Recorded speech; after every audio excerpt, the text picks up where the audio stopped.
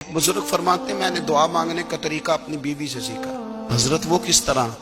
फरमाने लगे मेरी बीवी ने ना मुझे कोई काम बताया, कुछ पैसों की जरूरत के लिए कहा, तो मैंने उसे कहा कि भाई अभी मेरे पास नहीं है, कुछ दिनों में आते हैं तो मैं दे दूंगा।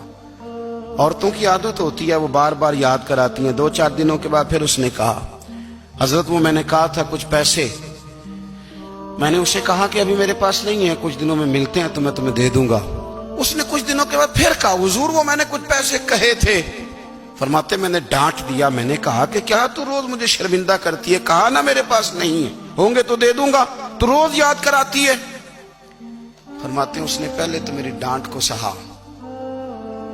फिर मेरे सख्त जुमलों ने उसकी आंखों में आंसू पैदा कर दिए, फिर उसने अपने आंचल में अपने उस दुख को समेटा और फिर उसने एक जुमला कहा तो मैं रो पड़ा और मुझे अपने रब से मांगने का तरीका आ गया।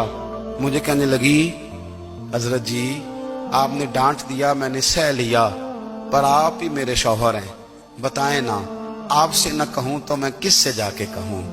फरमाते हैं मैं रो पड़ा और मैं खुल के रोया और मैं तड़प के रोया और फिर मेरी सिसकियां बंद गईं। तो मुझे कहने लगी आपको क्या हुआ?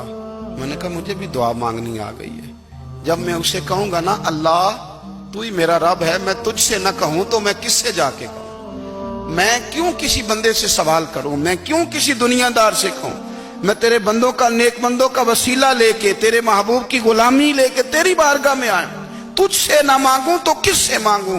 समझ आ गई है, जब मैं इस रंग में मांगूंगा तो तेरा रब मेरे ऊपर बड़ा ही फजल फरमाएगा।